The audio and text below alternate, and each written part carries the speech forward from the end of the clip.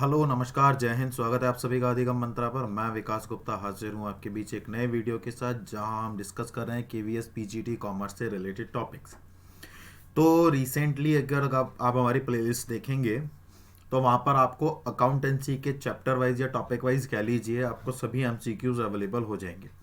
आज से जो हम शुरू करने वाले हैं वो बिजनेस स्टडीज़ के जो टॉपिक वाइज या चैप्टर वाइज एमसीक्यूज हैं उनको डिस्कस करने वाले हैं, ताकि एक एक कॉन्सेप्ट आपका क्लियर होता रहे और उनसे रिलेटेड किस तरह से एमसीक्यूज बन सकते हैं वो आपके क्लियर होते रहें और आपकी जो एक एफिशिएंसी है वो इम्प्रूव हो जाए। क्योंकि सिर्फ किसी भी टॉपिक का आना है ना सफिशिएंट नहीं होता। किस तरह के एमसीक्यू पूछे जा सकते हैं, ये उनको किस तरह से सोल्व करना है, वहाँ से कैसे बाहर निकल करके आना है, कैसे एलिमिनेशन मेथड को यूज़ करना है। तो बहुत सारी चीज़ें हैं जो मतलब एक पूरी स्ट्रेटजी हम लोगों को क्या करनी पड़ती है, बनानी पड़ती है एक एमसीक्यू को क्वालिफाई करने के लिए या इस तरह के टेस्ट को एग्ज़ाम्स को क्वालिफाई करने के लिए, और वो भी तब जहाँ पर नंबर ऑफ कॉम्पिटिटर्स जो हैं वो ज़्यादा हैं, है ना।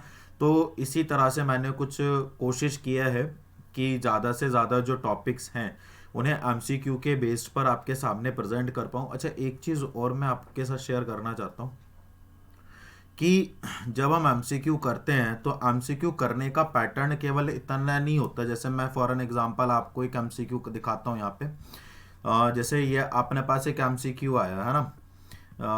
चलिए यहाँ पर ये आ गया, which of the following can not be classified as an objective of the business. तो इन्वेस्टमेंट, प्रोडक्टिविटी, इनोवेशन और प्रॉफिट अर्निंग, है ना। तो ये अपना एक क्या है, एमसीक्यू है। तो इसका मतलब कोई भी इसका जैसे एक ऑप्शन है, जैसे इसका सपोज करो क्या कहते हैं, इनोवेशन है या फिर इसका इन्वेस्टमेंट है या कोई भी इसका अप्रोप्रिएट आंसर है ना, तो विच of the following can not be classified. तो इसका मतलब ये है कि इसका कोई सिंगल ऑब्जेक्टिव तो होगा नहीं, there will be a multiple objective of the business, right. तो हमें केवल इतना ही नहीं करना है कि हमें केवल यही जानना है कि भाई इस क्वेश्चन का आंसर ये हो गया, बात खत्म। नहीं, हमें ये भी जानना है कि इसके बाकी की चीज़ें क्या है या इसका आंसर ये क्यों नहीं है, और अगर इसका आंसर ये है तो क्या और भी चीज़ें इसके साथ जुड़ी हुई हैं। तो कुल मिलाकर के एक एमसीक्यू अपने आप में एक फुल फ्लैग टॉपिक होता है ना, जो ये बताता है कि भाई आपको किसी भी पर्टिकुलर टॉपिक के बारे में कितनी नॉलेज है। भाई आपके पास एक टॉपिक है, वहां से कोई एक एमसीक्यू एक क्वेश्चन निकाला, उसके 4 ऑप्शंस दे दिए। जैसे सपोज करो मैंने कहा कि भाई आपका जो फाइनेंशियल स्ट्रक्चर है ना, जो फाइनेंशियल मैनेजमेंट है या जो आपका फाइनेंस है, तो फाइनेंस के सोर्सेज क्या क्या हैं या क्या क्या नहीं है। तो मैंने 3 ऑप्शंस तो आपको जो सोर्स नहीं है हो सकते हैं दे दिए, और एक जो सोर्स है वो दे दिया। तो यहाँ पर आपको ये पता चलना चाहिए कि भाई हाँ भाई इनमें से हमारा ये सोर्स है, तो क्या केवल यही सोर्स हो सकता है या इसके अलावा भी और भी सोर्सेज हो सकते हैं, या केवल यही 3 जो है सोर्सेज नहीं है या इसके अलावा कोई और भी ऐसी चीज़ें हैं जो इन सोर्स ऑफ फाइनेंस नहीं हो सकती हैं। तो कुल मिलाकर के एक फुल फ्लैग टॉपिक अपने आप में ये होता है। और जो भी बच्चे इसको एज अ फुल फ्लैग बहुत समझदारी के साथ समझ करके है ना आंसर करते हैं, तो मुझे नहीं लगता कि उनको एमसीक्यू करने में किसी भी तरह का कोई प्रॉब्लम आने वाला है या आएगा ही।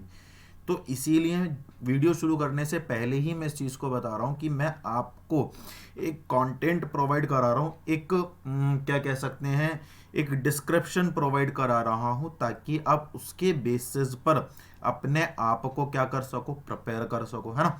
तो चलिए शुरू करते हैं अपना आज का टॉपिक। जो भी बच्चे नए जुड़े हैं फटाफट से चैनल को सब्सक्राइब कर दो, वीडियो को लाइक कर दो और ज़्यादा से ज़्यादा शेयर कर दो वीडियो को, ताकि ज़्यादा से ज़्यादा लोग क्या हो सके, कनेक्ट हो सके केवीएस के एग्ज़ाम तक। आपके टॉपिक वाइज जो एमसीक्यू हैं वो कॉन्टीन्यूसली चलते रहेंगे, और उसके बाद जो है हम कंबाइंड मतलब मिक्स में, है ना, वो भी प्रैक्टिस करने वाले हैं। तो अभी आपके टॉपिक वाइज हो जाए एक बार, तो उसके बाद फिर हम उसके अकॉर्डिंगली प्रिपेयर कर लेंगे, ठीक है।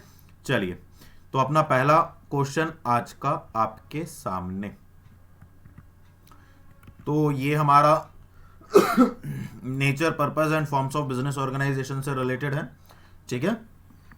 चलिए शुरू करते हैं अपना पहला question. Which of the following does not characterise business activity. निम्न में से कौन सा व्यापार की क्रियाओं की एक विशेषता नहीं है। Production of goods and service, है ना, जो आपकी माल और सेवाएं हैं उनका उत्पादन, प्रेजेंस ऑफ रिस्क, रिस्क की उपलब्धता या उपस्थिति, है ना, सैलरी एंड वेजेस, वेतन और मजदूरी, या सेल और exchange of good and service, जो भी आपके उत्पाद या सेवाएं हैं उनको बेचना या उनका बदली करना। तो बताइए इनमें से कौन सा आपका करेक्टरिस्टिक्स नहीं है बिजनेस एक्टिविटी का। देखिए क्वेश्चन बेशक इंग्लिश में हो सकते हैं लेकिन एक्सप्लेनेशन आपकी हिंदी में ही है ना। और दूसरी बात, आप केवीएस के लिए जाने वाले हैं तो बहुत सीधी सीधी सी बात है कि आपको बेसिक इंग्लिश तो आनी ही चाहिए, है ना, क्योंकि आज का जो बच्चा है वो पुराने टाइम वाला नहीं है। आज 5th और 6th क्लास के बच्चे एंटरप्रेन्योरशिप की बातें करते हैं। तो आप सोचिए कि एंटरप्रेन्योरशिप 5वीं अगर 6ठी क्लास का बच्चा प्रोनाउंस कर पा रहा है तो उसका माइंडसेट कैसा होगा आज की डेट में, है ना। तो हमें उन बच्चों को डील करना है जो आने वाले फ्यूचर में क्या बनने वाले हैं, जो आने वाले फ्यूचर में एक तरह से, है ना, क्या एंटरप्रेन्योर्स बनने वाले हैं या बहुत अलग अलग तरह की अपनी जो सर्विसेज हैं उनको प्रोवाइड करने वाले हैं, है ना। तो ऐसे में आप अगर कोई भी बच्चा पूछेगा कि सर नहीं समझ में आ रहा है, इसको इंग्लिश में ट्रांसलेट करो या मैम इसको इंग्लिश में बता दो, और आपने हिंदी से पढ़ा है तो बेटा दिक्कत हो जाएगी, है ना। चलिए तो बताइए इसका करेक्ट आंसर क्या होगा। मेरे ख्याल से आपने ढूंढ लिया होगा। तो इसका जो करेक्ट आंसर आएगा, देखिए, which of the following does not characterise business activity, इनमें से व्यापार की जो क्रियाएं हैं, व्यापार के जो कार्य हैं उनमें, व्यापार में या बिजनेस क्रियाओं में निम्न में कौन शामिल नहीं है। तो व्यापार में बिजनेस प्रोडक्शन तो होता है, ये तो सही है। रिस्क के बिना बिजनेस नहीं होता, सीधी सीधी फ्रेज है, जितना बड़ा रिस्क उतना बड़ा प्रॉफिट। और सेल और एक्सचेंज के बिना आप बिजनेस कर नहीं सकते। तो ये क्या आपका आंसर आ गया, सैलरी एंड वेजेस, है ना। तो salary and wages will be your correct answer. चलिए नेक्स्ट बढ़ते हैं, थोड़ी सी स्पीड बढ़ाएंगे, है ना। Which of the following can not be classified as an objective of business, निम्न में से कौन सा व्यापार का उद्देश्य नहीं है। इन्वेस्टमेंट, प्रोडक्टिविटी, इनोवेशन या प्रॉफिट अर्निंग। फटाफट से आंसर दीजिए। निम्न में से कौन सा जो व्यापार है उसका उद्देश्य नहीं है, मुख्य उद्देश्य नहीं है। विनियोग, उत्पादन और इनोवेशन, है ना, और प्रॉफिट, लाभ कमाना। देखिए लाभ कमाना तो है, नॉट पूछा है तो ये तो कट गया। इनोवेशन के बिना आप बिजनेस नहीं कर सकते, नई नई चीजों को इनोवेट किए बिना, और प्रोडक्टिविटी के बिना भी बिजनेस संभव नहीं है। तो एक ही आंसर आपका बचता है, दैट इज इन्वेस्टमेंट, है ना। इन्वेस्टमेंट उसका प्रमुख उद्देश्य नहीं है, ठीक है। बहुत सारे बिजनेसेस होते हैं जहां पर इन्वेस्टमेंट रिक्वायर्ड नहीं होता। Business risk is not likely to arise due to, निम्न में से किसके कारण बिजनेस रिस्क जो होता है वो पैदा नहीं होता, मतलब अराइज नहीं होता। बिजनेस रिस्क तो आप समझते हो ना, है ना। जैसे सपोज करो कोविड आया, राइट, कोविड आया तो सारा क्या हो गया, लॉकडाउन हो गया। ये क्या कहलाता है, बिजनेस रिस्क कहलाता है ना। या एम्प्लॉयज ने क्या कर दी, स्ट्राइक कर दी, बिजनेस रिस्क कहलाता है ना। बात समझ में आ रहा है, ठीक है ना। या गवर्नमेंट ने पॉलिसी चेंज कर ली, है ना, ठीक है ना। तो ये जो जितनी भी चीजें ये सारी की सारी क्या कहलाती हैं। तो ऐसा कोई भी कारण जिसकी वजह से हमें नुकसान होने की संभावना रहती है ना, क्या होती है, नुकसान होने की संभावना रहती है, वो सब क्या कहलाता है, हमें रिस्क कहलाता है ना। क्या कहलाता है, वो रिस्क कहलाता है। तो बताइए इनमें से कौन मुख्य कारण नहीं है। गवर्नमेंट पॉलिसी चेंज होंगी तो क्या रिस्क होगा, क्या नहीं होगा। जैसे जीएसटी इंप्लाइड हुआ या डिमोनेटाइजेशन हुआ, तो क्या इनकी वजह से बिजनेस को थोड़ा बहुत रिस्क में आए क्या नहीं आए, बिल्कुल आए होंगे, है ना। कोई भी गवर्नमेंट पॉलिसी चेंज होती है तो रिस्क होता ही होता है ना, उस चीज को समझने तक के लिए, ठीक है ना। तो ये तो सही हो गया। एम्प्लॉय डिसऑनेस्टी, सपोज करो कोई एम्प्लॉय आपकी फर्म में चोरी कर रहा है तो आपका प्रॉफिट कम हो रहा है, पावर फेलियर हो गया, प्रोडक्शन नहीं होगा। लेकिन गुड मैनेजमेंट, अगर आपका मैनेजमेंट अच्छा है तब आपको किसी भी प्रकार का रिस्क नहीं होगा। Which of the broad categories of industries cover oil, refinery and sugar mills. तो यहां पर हम इंडस्ट्री की बात कर रहे हैं, और अगर आप देखेंगे तो इंडस्ट्री को जो है हमने 3 पार्ट्स में क्लासिफाई किया है, प्राइमरी, सेकेंडरी और टर्शियरी, ठीक है। इसको हम सर्विस सेक्टर भी बोलते हैं। क्या बोलते हैं इसको हम? सर्विस सेक्टर भी बोलते हैं। प्राइमरी में दो तरह की आती हैं, एक तो आती है जेनेटिक और एक आती है एक्सट्रैक्टिव। ऐसी सेकेंडरी में दो तरह की आती हैं, एक तो मैन्युफैक्चरिंग और एक आती है कंस्ट्रक्शन। मैन्युफैक्चरिंग भी चार तरह की होती हैं, है ना, एनालिटिकल, सिंथेटिकल, प्रोसेसिंग, असेंबलिंग, ठीक है। तो ये जो संपूर्ण जानकारी है ये आपको अगर होगी तो आपके लिए इसको करना बहुत ज्यादा क्या हो जाएगा मेरे बच्चे, आसान हो जाएगा, है ना। क्लियर है? चलिए, तो बताइए इनमें से आप क्या कर रहे हो? आप ऑयल रिफाइनरी कर रहे हो, रिफाइन कर रहे हो। क्या कर रहे हो? रिफाइन कर रहे हो। आप अगर ऑयल को एक्सट्रैक्ट कर रहे हो तो प्राइमरी में जाएगा, लेकिन आपने ऑयल निकाला, फिर आपने उसको रिफाइन करा, उसमें से crude oil, petrol, diesel, kerosene, thinner, अलग अलग कंपोनेंट्स निकाले, वो क्या हो गया? एनालिटिकल हो गया। क्या हो गया? वो एनालिटिकल हो गया। तो कुल मिलाकर के यहाँ पर एनालिटिकल तो दिया हुआ नहीं है, यहाँ पर क्या दिया हुआ है? सेकेंडरी। तो सेकेंडरी इंडस्ट्री क्या होती है? द्वितीयक श्रेणी वाली जो इंडस्ट्रीज होती हैं उनको क्या कहा जाता है ना, किन्हें कहा जाता है? तो जो भी प्राइमरी, प्राथमिक उद्योग होते हैं उनसे किसी भी प्रकार से उनको या किसी भी गुड्स में क्या किया जाता है? कन्वर्ट किया जाता है। उसको किस में किया जाता है? गुड्स में कन्वर्ट किया जाता है। जैसे आपने प्लांट, जैसे शुगर मिल है, ठीक है, तो शुगर मिल क्या कर रही है? जैसे शुगर केन होता है, गन्ना होता है, तो गन्ना जब पैदा होता है तो वो प्राइमरी इंडस्ट्री हो गया, जेनेटिक वाला। लेकिन गन्ने को किस में बदला जाता है? शुगर में। और कोई इंडस्ट्री है तो वो उसको क्या कर रही है? शुगर में कन्वर्ट कर रही है और पेपर में कन्वर्ट कर रही है।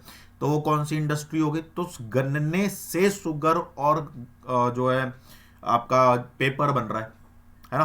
तो जब भी किसी भी वस्तु से कोई दूसरी वस्तु बनाई जाती है वो सेकेंडरी में होता है, मैन्युफैक्चरिंग में होता है। अब ये मैन्युफैक्चरिंग का कौन सा पार्ट है? सिंथेटिकल है, एनालिटिकल है, प्रोसेसिंग है या असेंबलिंग है? तो ये प्रोसेसिंग है। प्रोसेस करने के बाद, जो बच्चे गांव से जुड़े हैं उनको पता होगा कि गन्ने से जब हम गन्ने को शुगर में कन्वर्ट करते हैं तो वो एक प्रोसेस के थ्रू होकर के गुजरता है ना। या जब हम गन्ने को गुड़ में कन्वर्ट करते हैं तो वो एक प्रोसेस के थ्रू होकर के गुजरता है, तो वो एक प्रोसेसिंग इंडस्ट्री है। क्लियर है ये वाली बात? ठीक है। एनालिटिकल और एक सिंथेटिकल। एनालिटिकल मैंने तुम्हें बता ही दिया। सिंथेटिकल जो बहुत सारे कंपोनेंट से बनता है, जैसे सीमेंट। तो सीमेंट में क्या होता है? बहुत सारे केमिकल्स मिक्स किए जाते हैं तब जाकर के आपका सीमेंट प्रिपेयर होता है। परफ्यूम, है ना। और आपका क्या कहते हैं, प्रोसेसिंग मैंने आपको बता ही दिया। असेंबलिंग में जब आप बहुत सारे कंपोनेंट्स को क्या करते हो? इंटीग्रेट करते हो, आपस में मिलाते हो। जैसे ऑटोमोबाइल, कंप्यूटर, ये सब क्या है? ये असेंबलिंग इंडस्ट्री है ना। तो ये आपका फुल फ्लैग टॉपिक यहाँ पर हो गया। तो इसका करेक्ट आंसर जो हम जाएंगे वो सेकेंडरी के साथ जाएंगे। क्लियर है? चलिए आगे बढ़ते हैं। Dash removes the hindrance of risk. देखिए, हिंड्रेंस ऑफ रिस्क को जो रिमूव करता है उसको हम बोलते हैं एड्स टू ट्रेड। इसको ऑक्सिलरीज भी बोला जाता है। क्या बोला जाता है? ऑक्सिलरीज टू ट्रेड भी बोला जाता है। इसका मतलब क्या है? व्यवसाय में सहायक, है ना। तो जितनी, जैसे आपका बैंकिंग हो गया या इंश्योरेंस हो गया, तो आपका जो बैंकिंग और इंश्योरेंस है वो किसका हिंड्रेंस रिमूव करता है? रिस्क का। किसका रिमूव करता है? रिस्क का। चलो इसका आंसर मैंने यहीं पर बता दिया, C will be the correct answer. ऐसे ही ट्रांसपोर्टेशन भी एक रिस्क को रिमूव करता है, एडवर्टाइजमेंट भी करता है और वेयर हाउस भी करता है। अब आप मुझे कमेंट करके ये बताइए कि इन तीनों में से कौन कौन से रिस्क को क्या करते हैं? रिमूव करते हैं। फटाफट कमेंट करो। आइडिया मैंने तुम्हें दे दिया है, ठीक है ना। देखो, मेरा प्रयास यही है कि मैक्सिमम आपके टॉपिक में जितनी भी चीजें हैं सारी की सारी इंक्लूड हो जाए। क्लियर है? चलिए, 11th 12th वाली तो स्पेशली हो ही जाए। 11th और 12th वाली तो स्पेशली हो ही जाए, बाकी तो मास्टर लेवल तक का आएगा तो क्वेश्चन वहां तक के भी करेंगे, बट ये तो हो ही जाए एटलीस्ट, है ना। जो लोग पढ़ा रहे हैं काफ़ी सालों से उनके लिए आसान है, लेकिन जो नहीं पढ़ा रहे हैं या जो अभी अभी प्रिपरेशन कर रहे हैं उनके लिए बड़ा मुश्किल है भाई, है ना। जब गैप हो जाता है तो चीज़ों को समझना बड़ा कैड़ा हो जाता है। तो इसीलिए यहाँ पर आप दोनों को ही बेनिफिट मिलेगा, चाहे आप पढ़ा रहे हो चाहे कि नहीं पढ़ा रहे हो, है ना। क्योंकि एमसीक्यू ऐसी चीज़ है जहाँ पर बड़े बड़े धुरंधर फंस जाते हैं। समझ में आ रहा है? एक छोटी सी पॉइंट, छोटा सा, वो आपका गड़बड़ कर देगा, है ना। तो समझ करके चलिए बड़े आराम से। अच्छा, करेंगे सब कुछ, है ना, ऐसा कुछ नहीं है कि एक दो चीज़ें ही हैं, करेंगे सब कुछ। मैंने पहले से लेकर के चल रहा हूँ बेसिक टू एडवांस, आप पहले कंटेंट बेस्ड कर लेते हैं, है ना। चलो नेक्स्ट क्वेश्चन है ऑटोमोबाइल और कंप्यूटर इंडस्ट्री। ये लो आ गया, बता दो, फटाफट आंसर आ जाना चाहिए मिनट से पहले। चलिए बताइए, ऑटोमोबाइल एंड कंप्यूटर इंडस्ट्री, बिल्कुल अभी बताया मैंने जब इंडस्ट्री को डिस्कस कर रहा था। तो असेंबलिंग इंडस्ट्री हो जाएगा। अच्छा, मुझे प्रोसेसिंग, सिंथेटिक, इनके एग्जाम्पल्स बताओगे क्या? इनके एग्जाम्पल्स बताओगे? अच्छा कमेंट करो इनके एग्जाम्पल्स को, क्या कमेंट करो जरा फटाफट से। देखिए अगर आप इंटरेक्ट रहेंगे, जो जो क्वेश्चंस मैं आपसे पूछ रहा हूँ अगर आप उनके जवाब देते रहेंगे उन सवालों के, तो आपकी प्रिपरेशन और ज़्यादा अच्छी हो जाएगी। तो ये देख लो कि अगर एग्जाम क्वालिफाई कर रहा है तो इनके आंसर्स भी आपको क्या करने पड़ेंगे, देने पड़ेंगे, ठीक है। पता अपने आप को भी तो पता चलना चाहिए ना कि हमें कितना आता है, समझ रहे हो। तो ये वाली बात है। तो चलिए 7 क्वेश्चन के साथ चलते हैं। M limited opened a new branch in Delhi, ठीक है, while the following organisational objective is being fulfilled. अभी पीछे मैंने आपसे डिस्कस करा था कि ऑब्जेक्टिव जो है ऑर्गेनाइजेशन के वो हमें पता होने चाहिए। तो बेसिकली 3 ऑब्जेक्टिव होते हैं, प्रॉफिट, ग्रोथ और सर्वाइवल। सर्वाइवल लॉन्ग टर्म तक मार्केट में टिके रहना, ग्रोथ एक्सपेंड करना, नंबर ऑफ प्रोडक्शन बढ़ाना, नंबर ऑफ एम्प्लॉयज बढ़ाना, नंबर ऑफ ब्रांचेस बढ़ाना। प्रॉफिट तो आपको पता ही है ना, प्रॉफिट तो आपको पता ही है।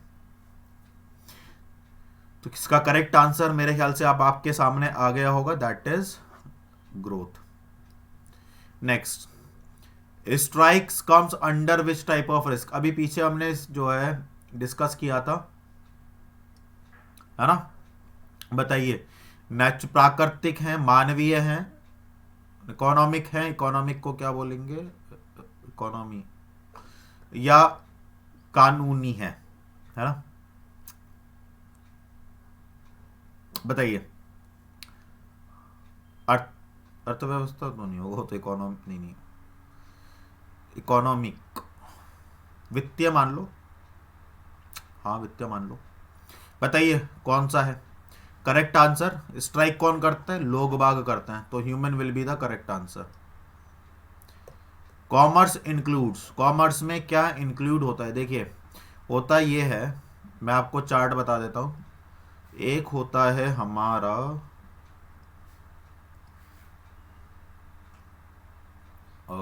ह्यूमन एक्टिविटीज, ठीक है। ह्यूमन एक्टिविटी 2 तरह की होती हैं, एक इकोनॉमिक और एक नॉन इकोनॉमिक। इन सब के नोट्स बड़े बेहतरीन तरीके से तैयार करता अगर टाइम होता तो, चलो कोई बात नहीं। इकोनॉमिक में 2 तरह की चीज़ें जो हैं वो करते हैं, क्या क्या करते हैं। एक तो क्या नाम है इसका, है ना, देखिए एक तो इंडस्ट्री, है ना, हाँ इंडस्ट्री, और एक कॉमर्स। क्या, एक तो इंडस्ट्री और एक कॉमर्स, ठीक है। तो कॉमर्स में जो है वो 2 चीज़ें आती हैं हमारी, ठीक है। एक तो ट्रेड आता है और एक ऑक्सिलरीज टू ट्रेड आता है, ठीक है। तो कॉमर्स में क्या क्या चीज़ें, बिजनेस और ट्रेड है, बिजनेस इंडस्ट्री है, या ट्रेड और एड्स टू ट्रेड है ना। बताइए क्या इसका सही आंसर होगा, बताइए। तो आपको पता चल रहा है कॉमर्स, ट्रेड और ऑक्सिलरीज टू ट्रेड या एड्स टू ट्रेड्स, ठीक है, करेक्ट आंसर। चलिए warehousing facilities the availability of goods as and when required, as and when, जब चाहे जहां चाहे अवेलेबल हो सकता है। किसके बेसिस पर? अच्छा, आपने कभी सोचा है कि आप जो भी चीज़ मार्केट से उठाते हो वो इजीली आपको अवेलेबल हो जाती है? आफ्टर ऑल इतना बड़ा सप्लाई चेन जोड़ा हुआ कहाँ से है? जैसे सपोज करो अभी पीछे ना कुछ दिन पहले मेरा माइक खराब हो गया, ठीक है, वो लगाता था ना यहाँ पे, फिर कुछ दिन मैंने ईयर ड्रॉप से लगाया लेकिन वो मज़ा नहीं आया, है ना। तो अब मैं मार्केट गया और मार्केट में क्या करा, मैं माइक लेकर के आ गया, है ना, मार्केट में माइक लेकर के आ गया। अब एक चीज़ मुझे बताओ, मेरी नीड हुई माइक लेकर के आने की, किसकी नीड हुई? माइक लेकर के आने की। देखो यार दिख रहा है, तो मेरी नीड हुई मार्केट से माइक लेकर के आने की। मैं मार्केट में गया, माइक लिया, मेरी नीड पूरी हो गई। आफ्टर ऑल अब अगर मैं दोबारा जाऊंगा तो वापस उनके पास वही माइक मिल जाएगा। तो आफ्टर ऑल ये इतना बड़ा सप्लाई हो कैसे रहा है कि आपको जब जिस चीज़ की आपको रिक्वायरमेंट है वो मार्केट में आपको अवेलेबल हो जाएगी, है ना। मैं बहुत सारी बुक्स देख रहा था, मुझे नहीं मिल रही, मेरे मतलब की बुक नहीं मिल रही, ढूंढा, इधर उधर गए, 2-4 जगह घूमे, कुछ दुकानों पर सर्च करा, कुछ कहीं ना कहीं से मिल गया, रिक्वायरमेंट पूरी हो गई। उनके पास वापस से वही स्लॉट बुक हो गया, है ना, जहां से उन्होंने माल निकाला वहां पर उन्होंने दूसरी बुक लगा दी। इसका मतलब क्या है? इसका मतलब हमारा एक जो है टाइम, क्या बोलते हैं, टाइम यूटिलिटी जो है वो एक ऐसी है कि भाई अगर आपका माल समय पर मार्केट में अवेलेबल नहीं होगा तो आपकी डिमांड पूरी नहीं होगी। तो वेयर हाउस जो होता है वो आपका जो टाइम हिंड्रेंस है उसको रिमूव करने में हेल्प करता है। क्या करता है मेरे बच्चे? टाइम हिंड्रेंस जो है आपका उसको रिमूव करने में क्या करता है? हेल्प करता है। अब मुझे ये बताइए कि प्लेस का जो हिंड्रेंस है उसको कौन रिमूव करता है? रिस्क को कौन रिमूव करता है? बताइए फटाफट से इसका कमेंट में आंसर। लेकिन आपको कमेंट करने पड़ेंगे तब आपकी बात बनेगी, ये बात ध्यान में रखना। चलिए, इन दिस टाइप ऑफ हुंडी the merchant on whom the hundi is drawn has to have certain level of credit worthiness in the market। आपकी अलग अलग तरह की हुंडीज होती हैं, मेरे ख्याल से आपको ये दिख रहा होगा, नहीं दिख रहा होगा तो आप मुझे बता दीजिए। दिख रहा है, बहुत अच्छी बात है, ठीक है। तो धनी जोग, तो 2 तरह की बेसिकली हुंडी होती हैं हमारी, दर्शनी और मुद्दती, है ना, दर्शनी और मुद्दती। तो दर्शनी में 4 तरह की होती हैं, धनी जोग, सहजोग, फरमान जोग और देखनहर। मुद्दती में भी यही होती हैं, धनी जोग, सहजोग, फरमान जोग और इसमें जोखमी होती है। तो इसके करेक्ट फंक्शन दिए हुए हैं कि धनी जोग किसके काम आती है, सहजोग किसके काम आती है, फरमान जोग किसके काम आती है, देखनहर किसके काम आती है, धनी जोग किस। ये बेसिकली जो हुंडी है वो एक तरह का आपका इंस्ट्रूमेंट है, नेगोशिएबल इंस्ट्रूमेंट है। जैसे आज की डेट में आप चेक कह सकते हो, चेक या बैंक ड्राफ्ट जो होते हैं, ठीक उसी तरह से एंशिएंट इंडिया में हुंडीज और चिट्ठी चला करते थे, है ना। तो हुंडी आपका एक जो है वो कह सकते हैं कॉमन मोड ऑफ मीडियम था एक्सचेंज करने का। तो अब यहाँ पर आपसे पूछा है कि इनमें से कौन सी हुंडी जो है वो मर्चेंट जो है, टोन होम द हुंडी इज ड्रॉन, जिस पर हुंडी लिखी जा रही है उसका एक लेवल हुआ करता था, उसकी एक क्रेडिट वर्थीनेस हुआ करती थी मार्केट के अंदर। तो इसका मतलब क्या है कि वो कौन सी होती थी, जरा ये बताइए आप मुझे। तो आप इसमें देखेंगे तो कुल मिलाकर के क्रेडिट वर्थीनेस की जब हम बात करते हैं तो यहाँ पर आता है रेस्पेक्टेड। भाई आप ये समझिए आपकी मार्केट के अंदर एक क्रेडिट वर्थीनेस है, आपका वर्थ है, आपका वेटेज है मार्केट के अंदर। तो आपका वेटेज मार्केट में कब होगा? जब आपकी मार्केट के अंदर एक बहुत ज़्यादा रेस्पेक्ट होगी कि नहीं साहब वो फलाना व्यक्ति तो बिल्कुल ऐसा नहीं कर सकते, अरे उनकी तो बड़ा हम आदर करते हैं, अरे वो तो बड़े भले व्यक्ति हैं। तो इसका मतलब आपकी मार्केट में अच्छी साख है, अच्छी पकड़ है, समझ रहे हो। तो इस प्रकार की जो हुंडी हम लिखते थे, ऐसे व्यक्ति पर जो हम हुंडी लिखा करते थे, तो वो हम किस नाम, क्या नाम उसको हम देते थे? तो वही आपसे ये पूछ रहा है। तो मेरे बच्चे सहयोग हुंडी जो है उनको दी जाती थी, सहजोग, सॉरी सहजोग है ये, है ना, सहजोग। इसको जे कर लेना, ये सहजोग है ना, सहजोग हुंडी। ठीक है, एक बार नामजोग, धनीजोग और फरमानजोग हुंडी भी देख लेना। और कई बार आपसे ये भी क्वेश्चन पूछ लेगा कि बताइए दर्शनी के अंदर कौन कौन सी या मुद्दती के अंदर कौन कौन सी आती है। जैसे इसमें केवल एक ही अलग है, बाकी तो सब सेम ही है ना, जोखमी और देखनहर, है ना। चलिए आगे बढ़ते हैं, करेक्ट आंसर मिल गया आपको, आगे बढ़ते हैं। It is similar to a demand bill and is payable on sight. बताइए ये बिल्कुल किसकी तरह है, डिमांड बिल की तरह है। और ये कहां पर पेबल होता है, ऑन साइट पेबल होता है। तो इसको हम नाम देते हैं सहयोग, सहयोग है, ये वाई हो गया है। फरमान जोगी, नामजोग या दर्शनी हुंडी। बताइए करेक्ट आंसर क्या होगा आपके लिए। ये मेरे लिए इसका करेक्ट आंसर जो है दर्शनी है। क्या है, दर्शनी। ये बात ध्यान में रखिए, अगर पेबल ऑन साइट है, पेबल ऑन साइट मतलब आप साइट पर है, तुरंत आपने दर्शनी, तुरंत आपके साइट पर देखा पेमेंट कर दिया, साइट पर देखा पेमेंट कर दिया। देखने को क्या बोलते हैं, दर्शन। तो साइट पर दर्शन और पेमेंट हो गया, है ना। तो पेबल ऑन साइट दर्शनी, है ना, रिलेट कर लेना थोड़ा सा। सच अ हुंडी कैन नॉट बी इंडोर्स, इसको हम इंडोर्स नहीं कर सकते in favour of any other person. जैसे सपोज करो कोई एक चीज है, जैसे सपोज करो ये मेरा नेगोशिएबल इंस्ट्रूमेंट है, हुंडी है ना, और आप इसको क्या नहीं कर सकते, आप इसको किसी दूसरे व्यक्ति के नाम पर रेफर नहीं कर सकते। जैसे आपके चेक होते हैं ना, चेक, तो वो जो चेक है वो आप किसी व्यक्ति को इंडोर्स नहीं कर सकते, वो आप ही के पास रहेगा।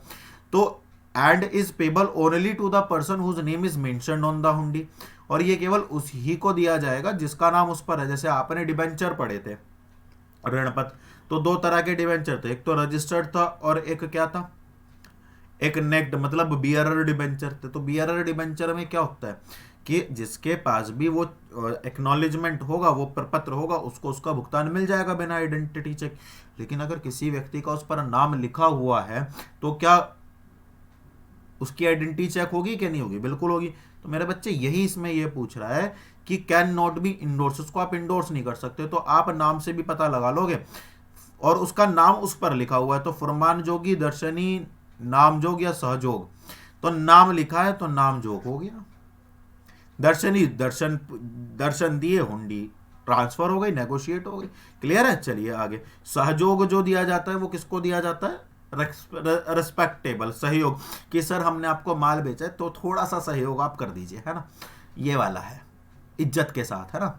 The Chinese traders frequently visited Calicut to acquire. अच्छा, यहाँ पर कैलीकट में आपको बता दूं, इंडिया के अंदर कुछ जो ट्रेड सेंटर्स हुआ करते थे, और हर ट्रेड सेंटर्स की अपनी स्पेशलिटी थी। तो यहाँ से आपका जो है एक क्वेश्चन बन सकता है। मैंने कोशिश की है कि कुछ क्वेश्चंस में कुछ चीज़ें जो है इंपॉर्टेंट लगी मुझे, वो मैं इंक्लूड कर दूं, लेकिन फिर भी आप एक बार उसको रीड आउट जरूर कीजिएगा। ये चैप्टर बड़ा थोड़ा सा मतलब क्या है, हिस्ट्री वगैरह को रिलेट करता है, तो इसके बारे में बेसिक इन्फॉर्मेशन आपके पास होनी चाहिए, है ना। तो ये एक बार अच्छे से देख लेना। तो the Chinese trader frequently visited Calicut to acquire this item from India. बताइए कोई चाइनीज ट्रेडर्स जो थे वो उन्होंने कैलीकट को क्या किया, विजिट किया। कैलीकट एक जगह है ना, किसके लिए किया बताइए, इंडिया। किसके लिए आए थे चाइनीज लोग, पेपर के लिए, डायमंड के लिए, कॉटन के लिए, या ऑल ऑफ दीज के लिए। पेपर का मतलब मिर्च होता है ना, हाँ, काली मिर्च शायद, हाँ वही होता है, जिसको ब्लैक गोल्ड के नाम से भी जाना जाता था उस वक्त, है ना, ध्यान रखना। तो इसका आंसर जो होगा ना वो सभी होगा। क्लियर है, तो ये भी ध्यान में रखना। अब आपको पता चल गया कि ये तीन आइटम्स, अच्छा इसमें ना एक ही ऑप्शन में था, ठीक है, जो मैंने क्वेश्चन उठाया है ये, उसमें एक ही था, ठीक है, पेपर। अब फिर जब ढूंढा तो पता चला कि और भी चीजें इंक्लूडेड थी, तो मैंने कहा इसको यही कर देता। तो इसमें आपका क्या होगा कि आपके तीन चीजें कवर हो गई कि भाई इन इन चीजों के लिए थे। अब जरूरी थोड़ी है कि क्वेश्चन पेपर में आपको पेपर ही लिखाएगा या डायमंड ही लिखाएगा। हो सकता है आपने डायमंड पढ़ा हो, मैंने पेपर पढ़ा और क्वेश्चन में कॉटन आ जाए, फिर क्या करोगे, ना तुम सही ना मैं सही। तो कुल मिलाकर के क्वेश्चंस बहुत आराम से और ध्यान से और आपके एग्जाम्स को ध्यान में रखते हुए प्रिपेयर किए गए हैं, जिससे आपको किसी भी तरह की प्रॉब्लम फेस ना करनी पड़े। बस यार थोड़ा सा एफर्ट आप लोगों को भी लगाना पड़ेगा।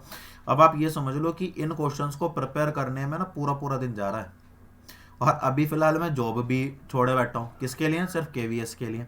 समझ में आ रहा है? ताकि मेरा जो सिलेबस है, जो मैंने कहा था आप लोगों से कि भाई केवीएस तक साथ दूंगा, तो साथ देना ही देना है। बात समझ रहे हो? तो थोड़ा सा एफर्ट अगर मैं यार तुम लोगों को पढ़ाने के लिए इतना कर रहा हूँ, तो थोड़ा बहुत तो एफर्ट एक्स्ट्रा तुम भी कर लो। चलिए बढ़ते हैं आगे। It was a commercial town. अच्छा, वीडियो को अगर आपने अभी तक लाइक नहीं किया है ना, तो फटाफट से लाइक कर दो, ठीक है? और ये बताओ फटाफट से, जो सेशन चल रहा है, जो क्वेश्चन चल रहा है, वो आ रहा है मज़ा थोड़ा बहुत कि नहीं आ रहा है? ठीक है, बताइए। चलिए आ जा भाई, सेलेक्ट हो जा लड़के। It was a commercial town and also a major centre for export of stone. बताइए, ये एक कमर्शियल टाउन भी था, है ना, व्यावसायिक गतिविधियां यहाँ पर की जाती थी, और ये साथ साथ में जो स्टोन्स थे उनको एक्सपोर्ट करने का मेजर सेंटर भी था। बताइए, पेशवा, पाटलिपुत्र, मथुरा और मिथिला। बताइए, एक्सपोर्ट ऑफ स्टोन, स्टोन को हिंदी में कहते हैं पत्थर, पत्थर से जाएगा पाटलिपुत्र, पी से पत्थर, पी से पाटलिपुत्र। ठीक है, क्लियर है? चलिए आगे बढ़ते हैं। अब आप ये भी देख लेना कि पेशवा किसके लिए मशहूर था, मथुरा किसके लिए मशहूर था, मिथिला किसके लिए मशहूर था, है ना, तभी बात बनेगी। चलिए आगे बढ़ते हैं। It grow as a major centre of textile industry. ये जो है इनमें से कोई एक टेक्सटाइल इंडस्ट्री, है ना, टेक्सटाइल इंडस्ट्री के रूप में क्या होने लगा, विख्यात होने लगा, और become popular for stunning gold silk cloth, silk की साड़ियां, एंड सैंडलवुड वर्कमैनशिप। ठीक है ना, सिल्क क्लॉथ, सिल्क, सिल्क के कपड़े, गोल्ड सिल्क क्लॉथ। तो कुछ कुछ याद समझ लो, वाराणसी, सूरत, ब्रोच या ताम्रलिप्टी। बताइए करेक्ट आंसर क्या होगा? बनारस की साड़ी याद रखना। किसकी आप बात याद रखना? बनारस की साड़ी, टेक्सटाइल के नाम पर बनारस की साड़ी। क्लियर है? यहां तक बात समझ आ रही है? कोई दिक्कत वगैरह तो नहीं हो रही ना? चलिए बढ़ते हैं आगे। ठीक है, there industries are engaged is production, the industries are engaged.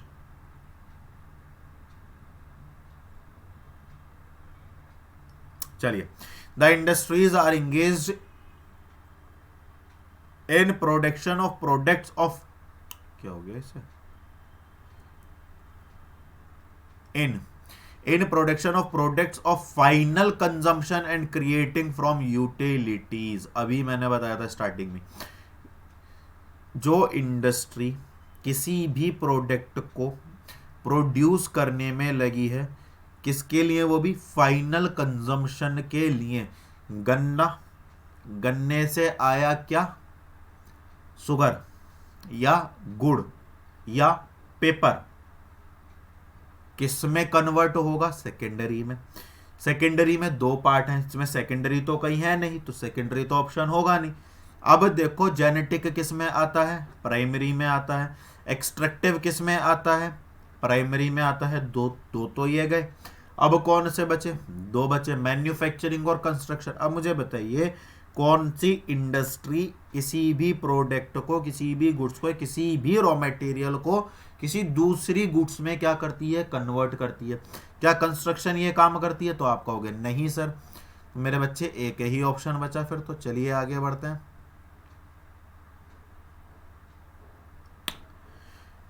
The industries deal in products which involve successive stage for manufacturing finished goods। Successive, आगे की, है ना, सक्सेसिव, सिंथेटिकल, असेंबलिंग, प्रोसेसिंग या एनालिटिकल। बताइए, सक्सेसिव, उससे आगे की। अच्छा एक बात बताओ मुझे, क्या पेट्रोल जमीन से निकलता है? नहीं, है ना, नहीं निकलता ना। क्या जो आप मोबाइल ऑयल यूज करते हो, क्या वो जमीन से निकलता है? नहीं निकलता, है ना, नहीं निकलता ना। गर्ल्स जो है नेल पेंट को पॉलिश करने, मतलब उसको हटाने के लिए थिनर का यूज करती हैं। क्या जो थिनर है, या फर्नीचर के लिए भी थिनर का यूज किया जाता है, उसको फिनिशिंग देने के लिए भी थिनर का यूज किया जाता है। क्या वो थिनर जमीन से निकलता है? नहीं। तो ये सारी चीजें किससे बनाई जाती हैं? क्रूड ऑयल से। क्या आप क्रूड ऑयल का डायरेक्ट यूज कर सकते हो? नहीं कर सकते। तो क्रूड ऑयल को पहले आप कन्वर्ट करते हो अलग अलग वेरिएबल्स में, उसके बाद फिर आप उनका अपनी रिक्वायरमेंट के अकॉर्डिंग क्या करते हो? यूटिलाइजेशन करते हो। ऐसे ही तो होता है। तो इसका मतलब क्या है कि वो उनकी सक्सेसिव यूनिट है। और ये किस तरह की इंडस्ट्री होती है? एनालिटिकल। चलिए आगे। The productivity of a business is measured in terms of ratio between, जो किसी भी बिजनेस की उत्पादकता है वो किस अनुपात में मापी जाती है ना? देखिए दोनों तरह से चल रहा है, इंग्लिश में भी चल रहा है और हिंदी में भी चल रहा है, और एक्सप्लेनेशन तो सारा हिंदी में ही जा रहा है ना? तो फालतू ये मत सोचना कि भाई हिंदी में नहीं है, इंग्लिश में नहीं है। तैयारी कर लो अपनी, वही काम आएगी, हिंदी इंग्लिश काम नहीं आने वाला। बस लॉजिक लगाओ और क्वेश्चन निकालो, खत्म करो कहानी। तो बताइए, human resource and physical resource, physical resource and financial resource, input and output, target set and target achieved. बताइए करेक्ट आंसर क्या होगा इसका? कमेंट करना जरा, वीडियो पॉज मारो और कमेंट करना जरा जल्दी से, जल्दी कमेंट करना है इसका। देखते हैं क्या आंसर आ रहा है। फटाफट करो करो करो करो, जल्दी करो जल्दी करो, कमेंट करो। बिना कमेंट करे मत भाग जाना आगे, कभी स्किप कर दो। कमेंट करो जरा, इसका पता तो चले कितने बच्चों ने क्या आंसर दिया है। जल्दी जल्दी जल्दी जल्दी जल्दी जल्दी। चलिए देखते हैं, हो गया होगा, मेरे ख्याल से कर दिया होगा, है ना? चलो क्या क्या करा है वो तो मैं बाद में देख लूंगा खैर, क्योंकि रिकॉर्डेड है। चलो बाकी इनपुट एंड आउटपुट इसका रेशियो होगा कि आप कितने इनपुट को आउटपुट में कन्वर्ट कर पाते हो। बात समझ में आ रहा है? कितने इनपुट को आप किस में कन्वर्ट कर पाते हो? आउटपुट में कन्वर्ट कर पाते हो। ठीक है ना? तो ये वाली एक चीज है। एक मिनट रुको जरा, आप साइलेंट हो जाएं सर। चलिए साहब आगे बढ़ते हैं, नेक्स्ट क्वेश्चन, है ना? चलिए, the type of business risk which involve only the possibility of loss और नो लॉस नोन एज। अच्छा, जो रिस्क होता है मैं आपको बता देता हूं। देखिए सारे टॉपिक्स मैंने इंक्लूड कर दिए लगभग लगभग, है ना? एक तो होता है प्योर रिस्क और एक होता है स्पेक्यूलेटिव रिस्क। मैं आपको सीधा सीधा बता देता हूं, ठीक है? आपने हॉर्स राइडिंग पर बैट लगाई, आप एक मैच देख रहे हो, हॉर्स राइडिंग चल रही है, सामने बहुत बढ़िया जो है नज़ारा चल रहा है, दौड़ रहे हैं घुड़सवार और घोड़े, दोनों लगे पड़े हैं जी जान से।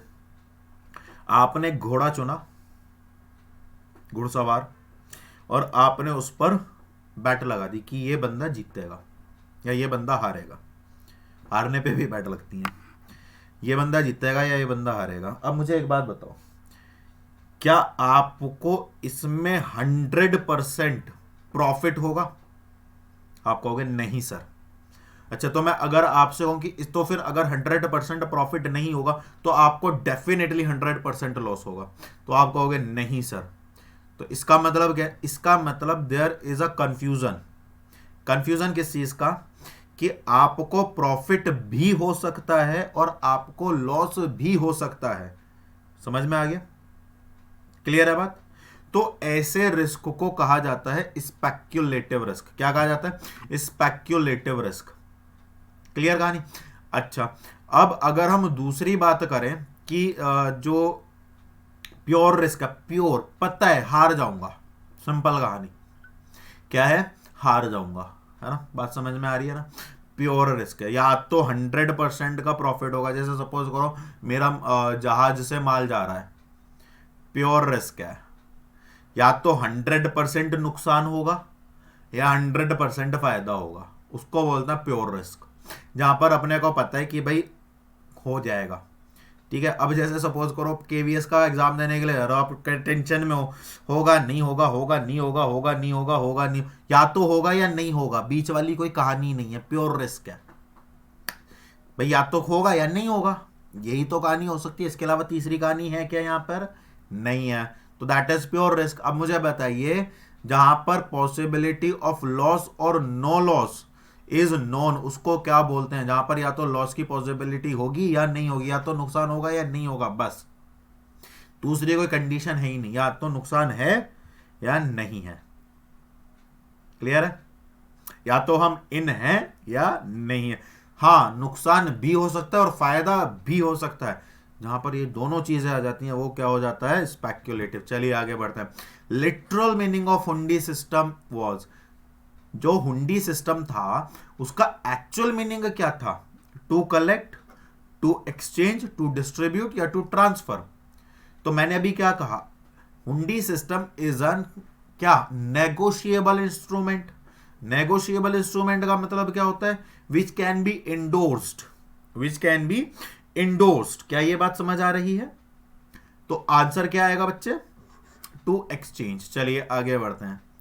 क्लियर चल रहे हैं क्वेश्चन? समझ आ रहे हैं? कोशिश कर रहा हूं जितना ज्यादा हो सकता है एक्सप्लेन कर लूं। The important exporting centre for wool and importing horse's in the ancient time was. Horse की अभी बात कर रहे थे और हॉर्स वाला क्वेश्चन भी आ गया।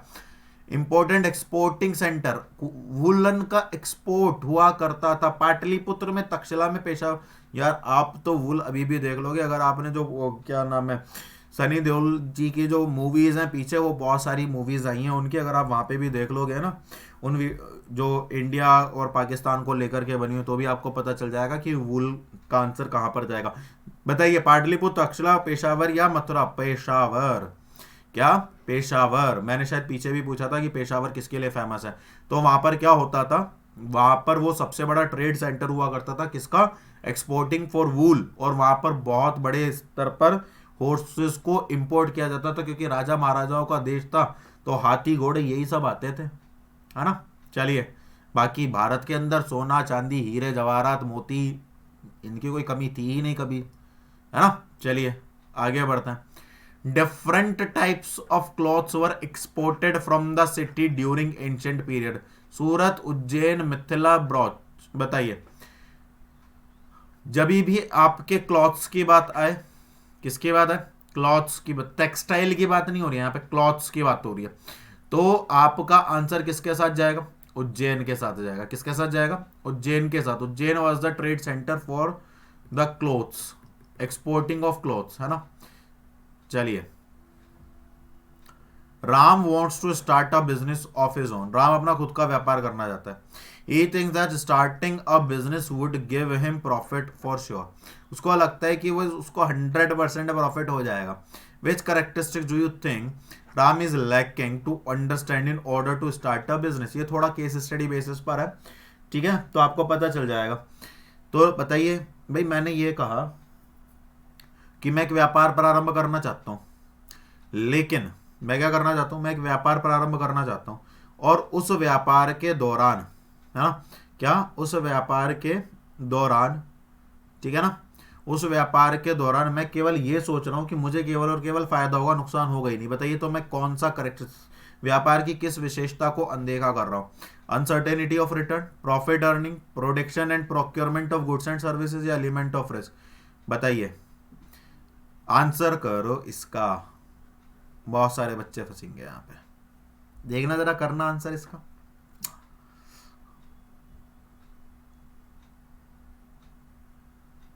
किस करेक्टरिस्टिक्स को जो है राम इग्नोर कर रहा है, या वो नहीं समझ पा रहा है? बताइए।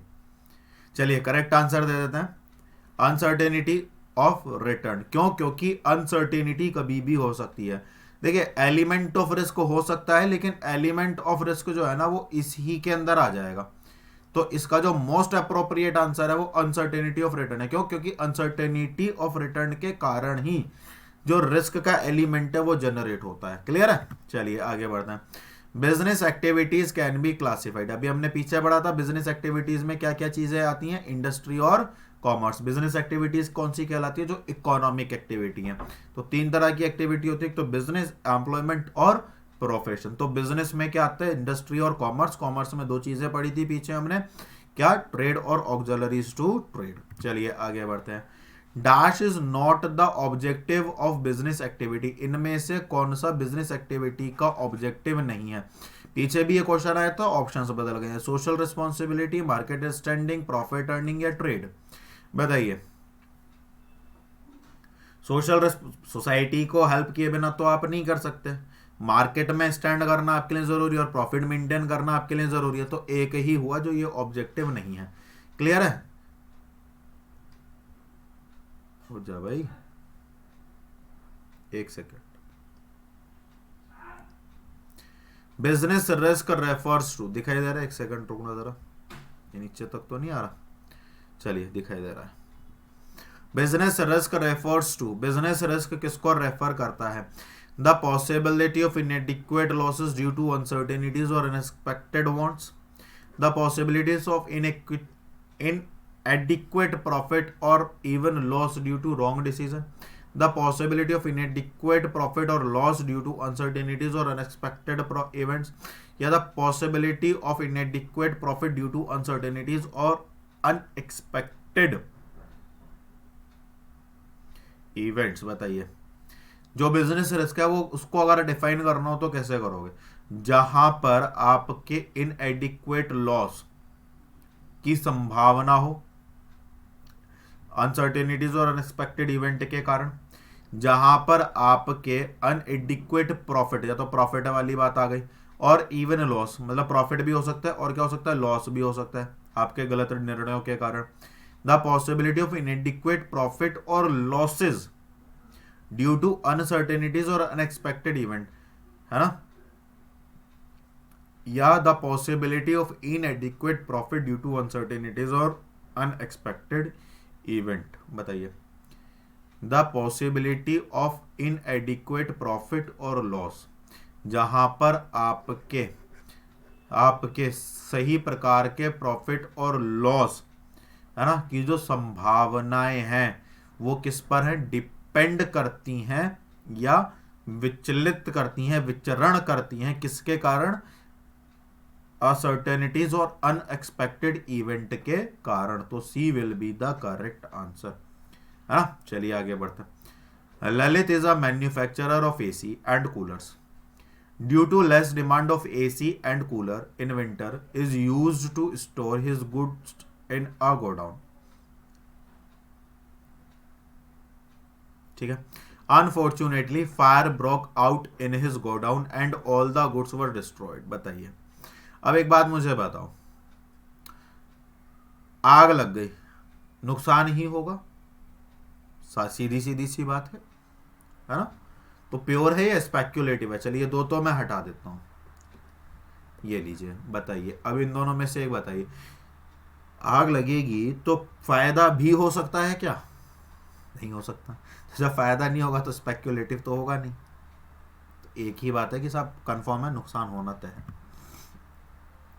Mr. A is a businessman providing transportation services to the people. Due to the COVID-19 pandemic, he suffered huge loss in his business. उनका क्या था, एक ट्रांसपोर्टेशन सर्विस थी। अब तो आपको पता है कि टूरिज्म सेक्टर तो बंद हो गया था पूरी तरह से, तो उनका जो बिजनेस था वो किस प्रकार का था, मतलब जो रिस्क था वो किस प्रकार का था।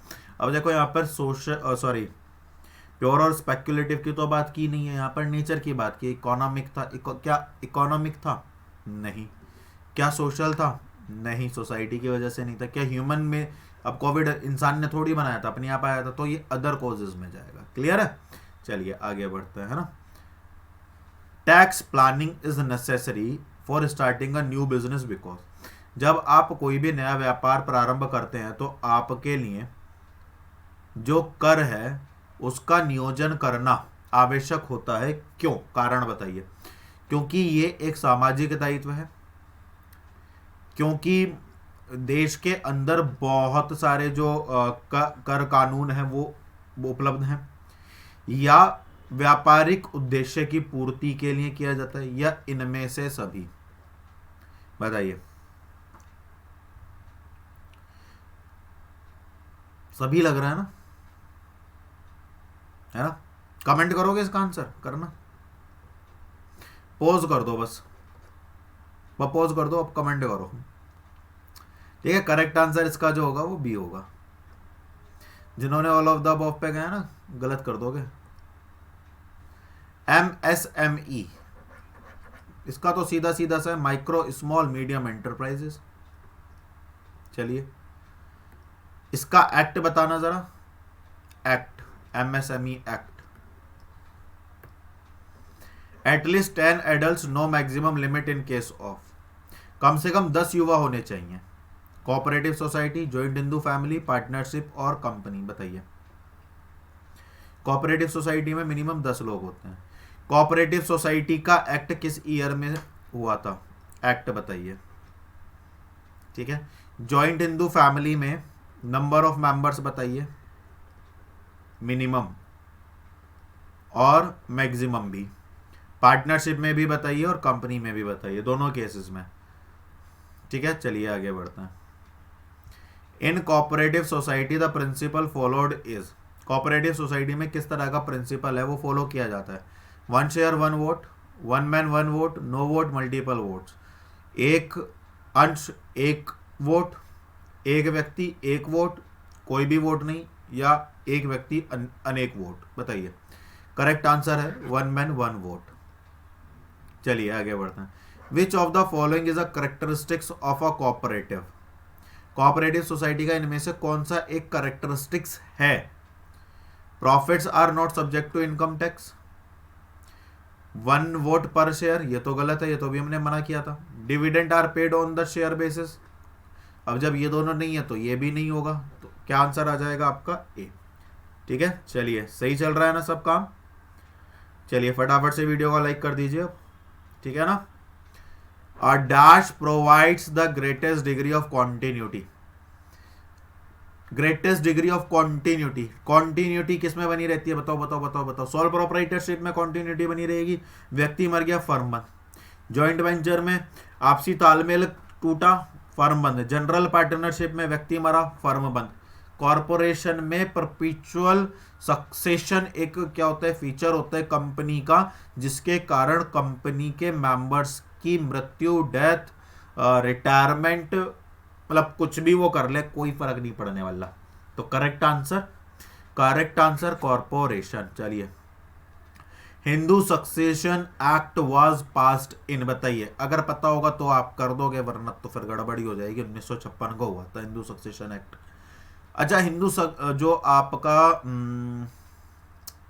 हिंदू अनडिवाइडेड फैमिली है वो हिंदू एक्ट के अंदर ही काम करती है ना, और इंडिया के अंदर सबसे ज़्यादा जो फॉर्म्स पाई जाती हैं या मिलेंगी आपको, वो हिंदू अनडिवाइडेड फैमिली के बेसिस पर ही मिलेंगी, है ना। चलिए आगे बढ़ते हैं। कुछ चीज़ें हैं जो ध्यान में रखने हैं अपने।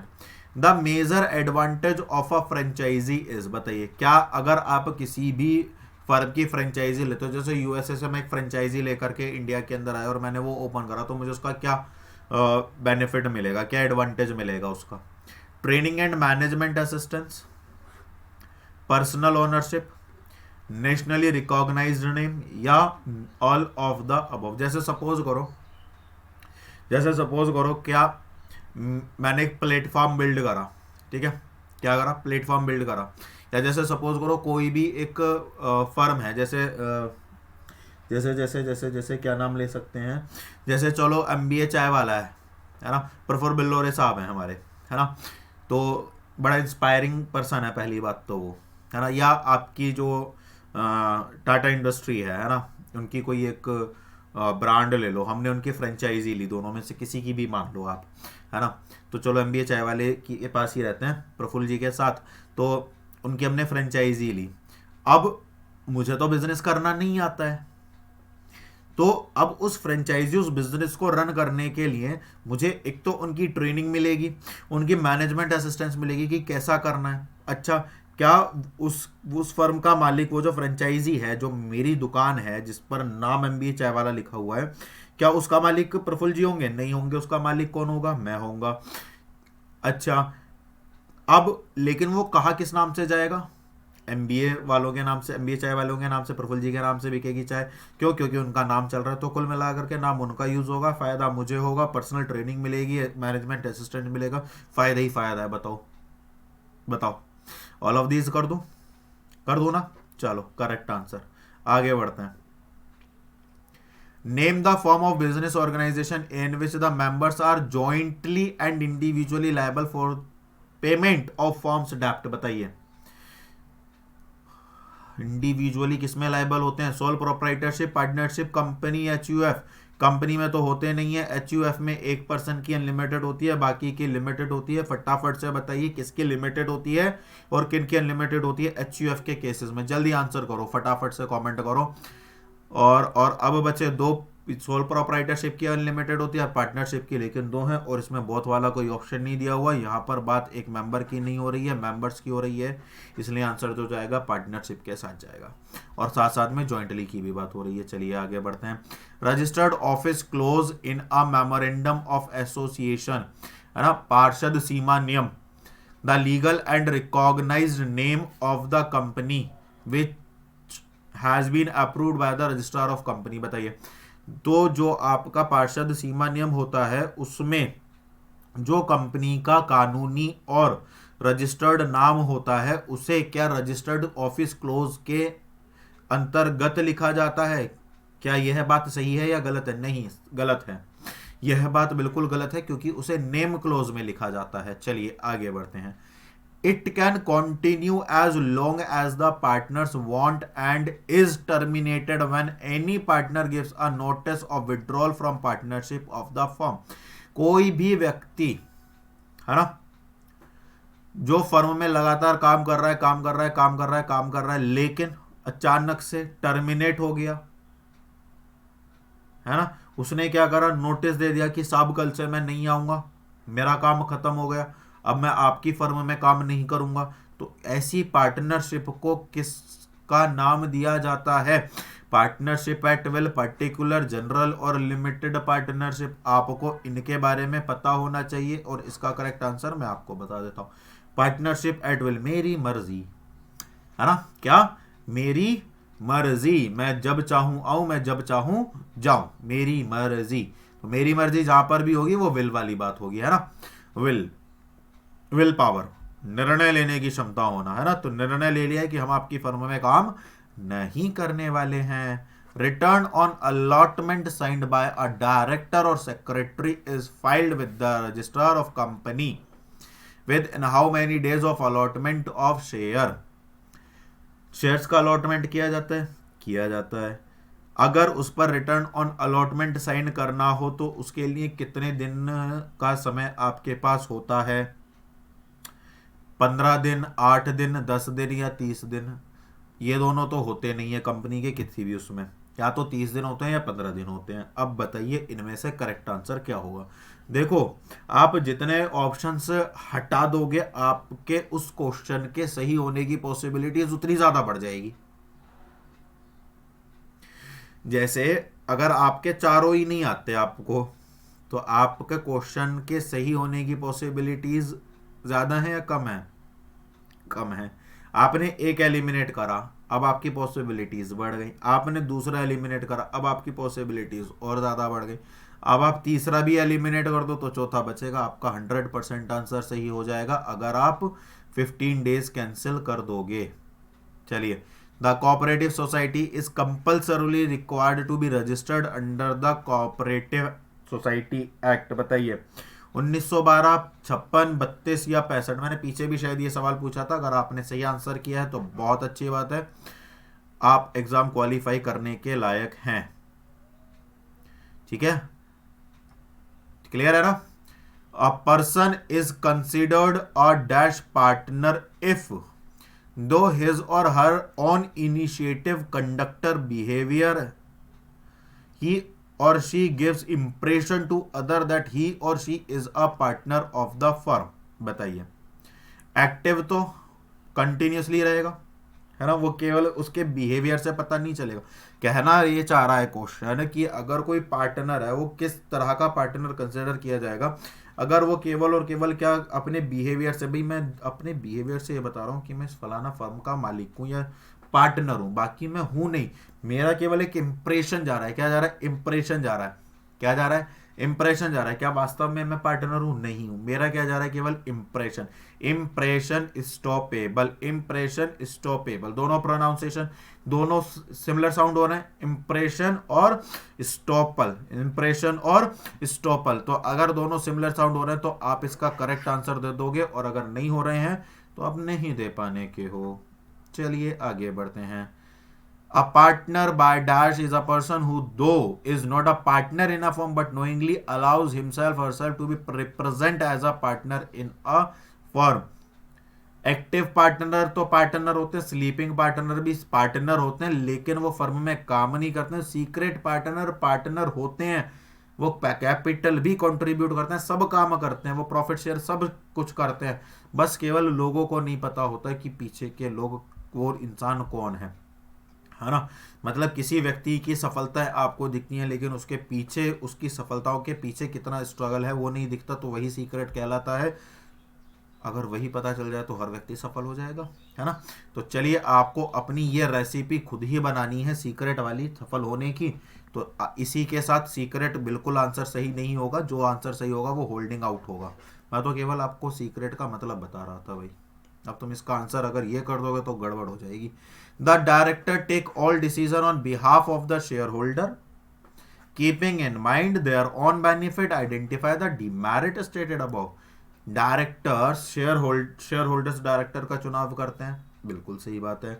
डायरेक्टर्स शेयर होल्डर्स के बिहाफ पर निर्णय लेते हैं, बिल्कुल सही बात है।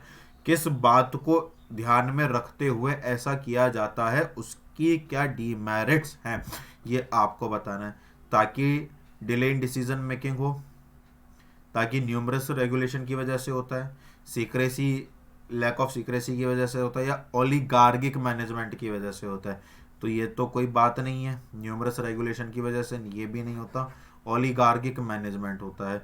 मुझे ज़रा बताइए कि ओलिगार्गिक मैनेजमेंट क्या होता है, कमेंट करके फटाफट चलिए बताइए।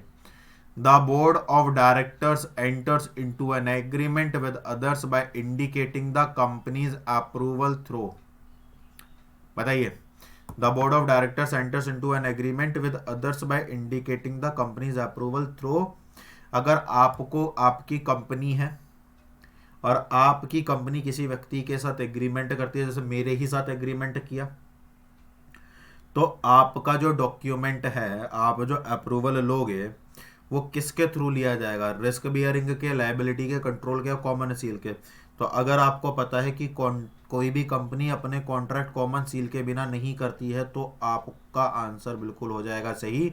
लेकिन अगर नहीं पता है तो घबराने वाली बात नहीं है, मैं आपको बता रहा हूं, यहां पर आपका आंसर सही हो जाएगा। Next, arrange the following stages of formation of company in a proper sense. किस प्रकार कंपनी का फॉर्मेशन होता है, ये स्टेप्स भी आप करके चलिएगा। Promotion stage, raising of share capital stage, incorporation stage, commencement stage, या सिलेक्शन ऑफ नेम। बताइए। तो सबसे पहले आप क्या करोगे, सबसे पहले आप प्रमोशनल स्टेज यूज करोगे। क्या यूज करोगे, प्रमोशनल स्टेज, कि भाई हाँ, हमें ये वाली कंपनी लेनी है, ये नेचर लेना है, इस तरह का बिजनेस करना है, यहाँ पर बिजनेस करेंगे, ये करेंगे, वो करेंगे, सब प्रमोशनल स्टेज होती है। फिर सोचोगे अच्छा ठीक है ठीक है ठीक है, फिर अब कंपनी का नाम क्या रखा जाना चाहिए, ठीक है, हमने रख लिया कंपनी का नाम। तो पहला और उसके बाद पांचवा, first fifth, first fifth first, अरे फर्स्ट ही पहला वाला, तो यही हमारा आंसर हो जाएगा, हमें आगे जाने की जरूरत ही नहीं है। लेकिन फिर भी सुन लो, फर्स्ट, फिफ्थ, थर्ड, सेकंड और फोर्थ देख लेना। चलिए, which of the following statements are false indicate, इनमें से कौन सा स्टेटमेंट गलत है, स्टेटमेंट या स्टेटमेंट्स, एस और लगा लेना यहाँ पे। No company has to file any prescribe declaration before commencement of business. कोई भी कंपनी, फॉल्स बताना है हमें, ये बात ध्यान में रखना, कोई भी कंपनी डिक्लेरेशन के लिए कोई भी फाइल, किसी भी चीज को फाइल नहीं कर सकती, प्रेस्क्राइब नहीं कर सकती, जब तक उसको कमेंसमेंट ऑफ बिजनेस नहीं मिल जाता। पहली चीज, company can rectify the contract entered into by the promoters with third parties on behalf of the company before its formation। Company के बनने से पहले तो संभव है ही नहीं, है या बताओ। The date mentioned on the certificate of commencement of business is taken as the date of birth of a public company। क्या ऐसी कोई बात है। A private company has to file a settlement in lieu of prospectus with the registrar। बताइए, इनमें से कौन सा सही है और कौन सा गलत है, इसका आंसर आपको देना है।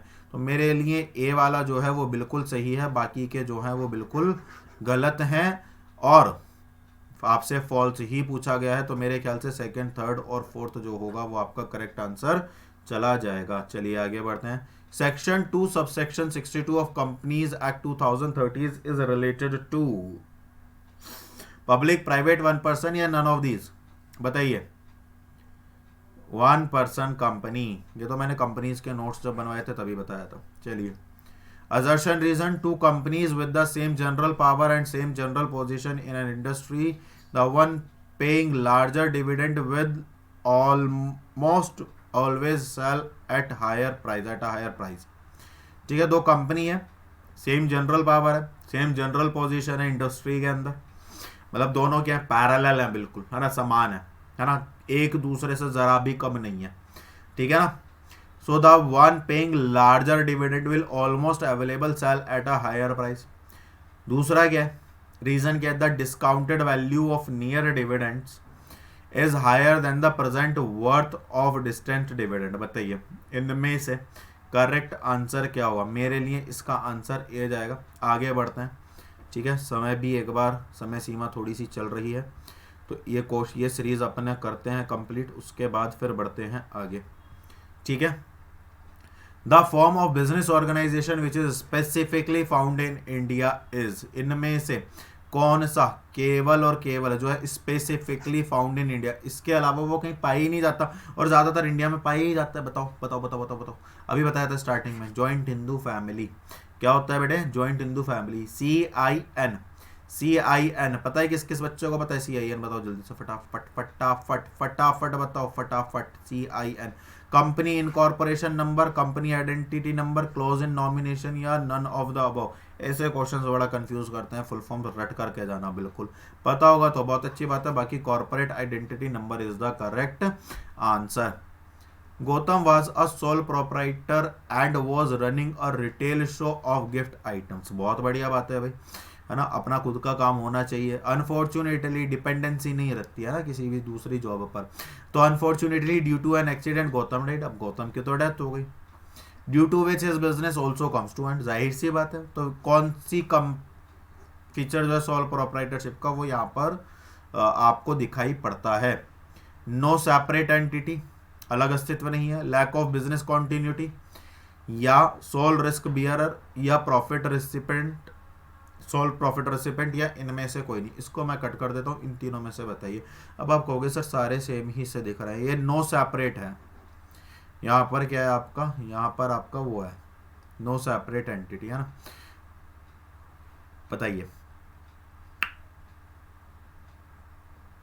करेक्ट आंसर ये होगा। लैक, फीचर्स पूछा है, फीचर्स पूछा है ना, फीचर्स, फीचर्स क्या है? Lack of business continuity. ठीक है, चलिए आगे आ जाइए। Sense of accomplishment is present in which of business organise. Sense of accomplishment, sense of accomplishment, sense of accomplishment, मैंने जैसा किया, जो किया, अच्छा किया, इसके पीछे किसी का भी व्यक्ति का तर्क नहीं था, हाथ नहीं था, इसीलिए इस संपूर्ण प्रॉफिट और लॉस के लिए केवल और केवल मैं जिम्मेदार हूं, ऐसी शपथ और ऐसा मान करके जो व्यक्ति काम करता है उसे क्या कहते हैं? सोल प्रोप्राइटरशिप कहते हैं। समझ आ गए? चलिए आगे बढ़ते हैं। In a limited partnership, the liability of at least one partner is dash while of other partner is। अरे लिमिटेड पार्टनरशिप में जो लिमिटेड लाइबिलिटी पार्टनरशिप होती है, देखिए टाइप्स ऑफ पार्टनर, पार्टनरशिप भी करके जाना, क्वेश्चन यहां से बनेगा ही बनेगा। ठीक है, और लिमिटेड है, अनलिमिटेड है, लिमिटेड है, जनरल है, जनरल है, अनलिमिटेड है, अनलिमिटेड है, या लिमिटेड है। एक व्यक्ति की लाइबिलिटी अनलिमिटेड होगी और बाकी की कैसी होगी? लिमिटेड होगी। जैसा HUF में होता है, HUF में कर्ता की लाइबिलिटी अनलिमिटेड होती है और को पार्टनर्स जो होते हैं उनकी लाइबिलिटी लिमिटेड होती है। Dash is an example of cooperative society in India. अरे वाह, बड़ा प्यारा क्वेश्चन है यार ये वाला, है ना। कौन सा एग्जांपल है बताइए? अमूल, श्री महिला गृह उद्योग, और या जिसको लिज्जत पापड़ भी है ना, इफको, और KRIBHOBHCO, है ना। एक तो इसका और एक इसका, फटाफट से फुल फॉर्म बताओ और इसका आंसर बताओ। चलिए मैं आपको बता देता हूं, आपको लग रहा होगा लिज्जत पापड़, लेकिन यहां पर सही आंसर है ऑल ऑफ दीज। ये सभी की सभी क्या है? कोऑपरेटिव सोसाइटीज हैं, ऑल आर कोऑपरेटिव सोसाइटीज। चलिए आगे बढ़ते हैं, है ना। आ गया मजा सा इस क्वेश्चन को देख करके थोड़ा सा और। चलिए, why does the cooperative society has a merit of government support. इनमें से government cooperative society as a merit of government support, ठीक है। चलिए, जो कोऑपरेटिव सोसाइटियां हैं उन्हें सरकार की सहायता क्यों मिलती है, उसका कारण क्या है बताइए। Because these societies amplifies the idea of democracy, because these societies are formed for the welfare of its member, because these societies help in the development of the country, because government wants to increase the number of such societies. ऐसा कुछ नहीं है। Development of country, सही बात है, लेकिन ये केवल मेंबर्स की हेल्प नहीं करती है, बाकी लोगों की भी हेल्प करती है। अब आपके पास सामने आ गए दो ऑप्शन, देखो दो तो मैं काट देता हूं, अब बचे दो। अब मुझे एक बात बताओ, 1 पर्सन 1 वोट, ये डेमोक्रेसी कहती है कि नहीं कहती है? कहती है, बस यही इसका मेरिट है। कितना आसान है, समझ आ रहा है? चलिए, डेवलपमेंट कंट्री की करती है लेकिन वो डायरेक्टली नहीं करती, ये बात ध्यान रखना। इसका मतलब यह है कि ज़्यादातर जो है वो वेलफेयर ऑफ द सोसाइटी के लिए कोऑपरेटिव सोसाइटीज़ बनाई जाती हैं, है ना, ताकि ज़्यादा से ज़्यादा लोगों को एजुकेशन मिल सके, रोजगार मिल सके, या जो है आपको हाउसिंग, कोऑपरेटिव हाउसिंग सोसाइटी होती है, फार्मर्स कोऑपरेटिव सोसाइटीज़ होती है ना, जो प्रोड्यूसर्स कोऑपरेटिव सोसाइटीज़ होती हैं। तो मेरे ख्याल से 6 टाइप्स की होती हैं आपकी जो कोऑपरेटिव सोसाइटीज़ हैं, तो आप एक बार उनको देख करके जाना, है ना। ये सभी वो क्वेश्चंस हैं जो आपके बनते हैं, ये सभी वो टॉपिक्स हैं जहाँ से आपके क्वेश्चन बनते हैं। Minimum number of directors required in public company और प्राइवेट कंपनी, अगर पब्लिक कंपनी और प्राइवेट कंपनी वाला जो कंपनी का चैप्टर है अगर आपने ध्यान से पढ़ा होगा तो आपके लिए इसका आंसर करना हो जाएगा आसान। करेक्ट आंसर जाएगा 7, सॉरी मिनिमम पूछा है, ये उसका चला गया नंबर, ये नंबर ऑफ एम्प्लॉइज चला गया। करेक्ट आंसर आएगा 32। क्या आएगा? मिनिमम 3 डायरेक्टर्स और maximum 2 directors, sorry minimum 3 directors in public company and minimum 2 directors in private company, ठीक है ना, ये है। चलिए, अच्छा मुझे एक बात बताओ, मैक्सिमम जो है आपके डायरेक्टर्स कितने हो सकते हैं पब्लिक कंपनी में, और उनको एक्सटेंड किया जा सकता है कि नहीं किया जा सकता है, और अगर किया जा सकता है तो कैसे किया जा सकता है ना, तो बताओ जरा इसको मुझे बताओ, है ना, यहां से भी क्वेश्चन बनता है। चलिए, it is compulsory for a private company to have index of member, private company के लिए उसके मेंबर का इंडेक्स होना कंपलसरी है? नहीं है यार, प्राइवेट कंपनी है, उसको बहुत सारी फैसिलिटीज मिली हुई हैं। In case of running a joint Hindu family business there must be at least कितने मेंबर होने चाहिए? कम से कम 2 मेंबर होने चाहिए। कितने मेंबर होने चाहिए? 2, मैक्सिमम कितने भी हो सकते हैं, ऐसा कोई लिमिट नहीं दिया हुआ है ना। चलिए, तो यहां तक आपका आज का नेक्स्ट क्वेश्चन चलिए खत्म हुआ। फटाफट से पहले कमेंट करके बताइए कि आपको आज का सेशन कैसा लगा, और जो आपके 2 टॉपिक्स थे मैंने कोशिश तो की थी कि ज़्यादा से ज़्यादा टॉपिक्स को उसमें इंक्लूड किया जाए, एंड आई थिंक मैंने उसको जस्टिफाई भी किया है ना, मैंने पूरी ईमानदारी के साथ उस चीज़ को किया है। तो फटाफट से वीडियो को लाइक कर दीजिए और शेयर कर दीजिए ताकि ज़्यादा से ज़्यादा लोग क्या हो सके। देखिए मेरे पास भी कुछ क्वेश्चंस आते हैं, कुछ लोग हैं जो मेरे को क्वेश्चंस भेजते हैं कि ये कैसे होगा, वो कैसे होगा। तो अब होता क्या है कि जब वो क्वेरीज मेरे सामने आती हैं तो उन्हें मैं कुछ क्वेश्चंस आपके सामने भी रिप्रेजेंट कर देता हूँ जो बहुत ज़्यादा अच्छे लगते हैं। तो इससे ये होता है कि आपको वैरायटी ऑफ क्वेश्चंस मिल जाती है। क्या मिल जाती है? वैरायटी ऑफ क्वेश्चंस मिल जाती है। लेकिन ये कब पॉसिबल होगा? ये तब पॉसिबल होगा जब ज़्यादा से ज़्यादा लोग इंटरेक्ट होंगे, और ज़्यादा से ज़्यादा लोग कब इंटरेक्ट होंगे? जब आप ज़्यादा से ज़्यादा शेयर करोगे, सब्सक्राइबर्स कराओगे।